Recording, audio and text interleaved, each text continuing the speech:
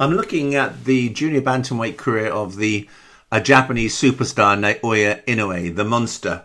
Now, the front page includes two pictures. One is a picture of Inoue defeating Omar Narvaez. Narvaez is a very celebrated figure in boxing because he holds the world record for the maximum number of defenses of a world title. I think it's 27, and he holds it with this celebrated Mexican multi-world champion Julio Cesar Chavez. So that's quite a victory for Inoue. This is also quite a victory for Inoue. This is against Kohei Kono. Kohei Kono was a very, very fine former WBA world champion. So I would say his victory over Narvaez is actually career-defining. And his victory over Kohei Kono is division defining. So let's continue. So who are the opponents that Inoue had? Well, his first opponent, we've just looked at, Narvaez, December the 30th, 2014. Inoue faced the seasoned Argentine champion Omar Narvaez with a 43 victory, 1 loss, 2 draw record at the time. And he'd made 11 successful title defenses. Now, Inoue knocked down Narvaez 4 times in the period of about 6 minutes, leading to a changing of the guard. It was quite a monumental victory because Narvaez was an outstanding champion, considered to be almost unbeatable, like Chavez was before his defeat. Second fight against David Carmona. This was problematic for Inoue because he suffered quite a serious hand injury during the fight. He was able to secure a unanimous decision victory, showcasing resilience and technical skill. The third fight this is one of his names, Pechbarn-born Kohei Jim. This was a 10th round technical knockout. Fourth fight was against Kohei Kono. We've just looked at that. This is a fight that Inoue absolutely dominated. Remember, there are only 2 world champions in this division. It's going to be Narvaez and it's going to be Kono. But he absolutely destroyed Narvaez and he absolutely dominated Kono. Fifth opponent was Ricardo Rodriguez. Inoue was able to knock him out in round 3. A great defense. A sixth defense was against Antonio Neves, and he was able to get a victory, a 6th round technical knockout. Again, outstanding performance. And the 7th and final fight in this division was against Yohan Boyo. He was a French fighter with a slightly packed, inflated CV, I think. Inoue beat him with a 3rd round technical knockout. So let's have a look. So this is some more details about the Narvaez fight. Okay. Contest number 7. Naoya Inoue's most spectacular and significant knockout at junior bantamweight was his 2nd round KO of Omar Narvaez. So why was it the best KO? Because Narvaez was a highly respected veteran, a former 2-division world champion with an outstanding record, 43-1-2, never been knocked out before. His only previous loss was to the American-Filipino superstar Nonito Donaire. Now, Inoue had jumped in weight. He'd moved up 2 weight classes to challenge Narvaez. And he won a world title in his very first fight at 115 pounds. Now, Inoue dropped Narvaez 4 times in less than 6 minutes. Such brutality, such precision. The final knockdown was a vicious left hook to the body, delivered with precision and power. The impact, well, the KO announced Inoue as a true pound per pound contender. It was a coming out or coming of age party for the monster on the world stage. Narvaez was a great world champion, known for his durability and technical defense. So to obliterate him so early and so thoroughly was a statement few fighters could make. Let's see a little bit of the fight.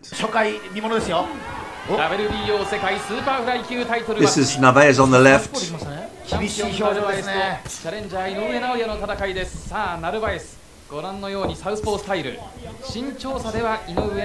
Inoue in white. さあまずスピードということですが、パンチのスピードはもちろんあります。今度右ストレート前に開始。出ますね。力が入っています。力が入っています。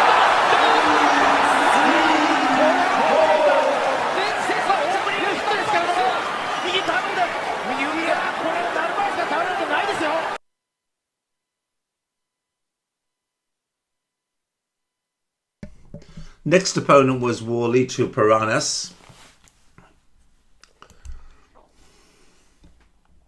Next opponent was Karun Jarupian Lurd. And then the next opponent here is Kono. 山田選手、はい、アッパーから一つリズムを掴んだ井上尚弥というラウンドでしたが、それでも、前に出てくる河野さんに対していろいろ考えながら戦ってるんで、はい、そういったところでも成長を感じるなと思いますけどね。そうですか。進化する23歳と、そして史上最強の体になった河野浩平36歳。プロ12戦目とプロ43戦目の一戦です。今のラウンド、この河野選手が戦ってきた中で一番いいラウンドだったと思いますよ。倉永さん、そのあたりですけれども、河野陣営ですけど、さすがに最高のラウンドという声が飛んでますね。そうですか。今のラウンドを続けていこうという声が飛んでいました。はい、そしてまた前に出ます。河野が前に出てきた。左の井上の左。さあ、効いてますね。河野浩平は立てるか。河野浩平は立てるか。カウントが進む。立ち上がった。河野は立ち上がった。さあ、井上尚弥見て23歳チャンピオン。河野選手の勝負ですね。ここは勝負ですよ、河野選手。河野は耐えられた。井上は消えるか。右だ。井上尚弥、テクニカルノックアウト勝利。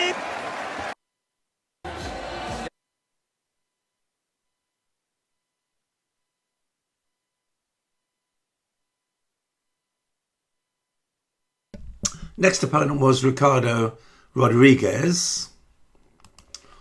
What can we find out about Ricardo Rodriguez? Well, he certainly wasn't a top-tier contender, but he was a solid fringe contender. Inoue knocked him out in 3 rounds. Inoue was always in full control in the fight and made quick work of the contest. This really served to showcase Inoue's excellence. Antonio Neves, September the 9th, 2017, Inoue made his US debut. He beat Antonio Neves. Neves was a former bantamweight contender, and the bout was part of the Superfly card on HBO, designed to showcase the division. Inoue totally dominated and impressed the American audiences. But in a sense, you could say that the opponent was a little bit out of his depth, really. This is another fight where the opponent was totally out of his depth. The French fighter, Yoann Boyot, Inoue knocked him out in round 3. This was December the 30th, 2017. It was a technical knockout in round 3. But the important point to note is that the French fighter's CV was totally padded. He had an inflated record, and he had very little elite experience. Inoue almost immediately overwhelmed him. And many people criticised the matchup as being inappropriate, giving Inoue another opportunity to fight very low-level opposition. There were certain calls for tougher opposition. Okay, so there are 2 important fights from this division. The first is against this great Argentinian multi-defending world champion Omar Narvaez. He doesn't get the credit for how good he was. But we tend to look at him now as someone that Inoue beat in 2 rounds. That does not give this chap his due. He was a great, great world champion, Narvaez. So we could say that the Narvaez victory was career-defining, and we could say that the victory over Kono was division-defining, because Kono was a previous world champion, and it was an amazing victory by Inoue over Kono. In fact, Kono is quite famous for his absolutely wars against Kameda and McDonald. I mean, if you get a chance to watch those films, videos on YouTube, take it. Kono versus Kameda and Kono versus McDonald are absolutely great boxing matches. I think that's us done. Please remember to subscribe.